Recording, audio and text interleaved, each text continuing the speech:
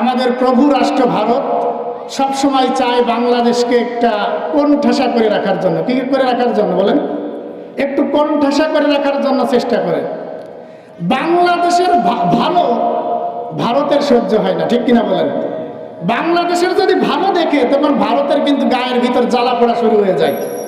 কিন্তু বাংলাদেশের তাওহিদি জনতা, যদিও চরমোনাই হোক, জামাতে ইসলাম হোক, আটরশি হোক, আওয়ামী লীগ, বিএনপি, জাতীয় পার্টি, বিভিন্ন দলে বাংলাদেশের মানুষ যতই বিভক্ত থাকুক না কেন, বাংলাদেশের মানুষ বাংলাদেশকে মনে প্রাণে ভালোবাসে, ঠিক কিনা বলেন?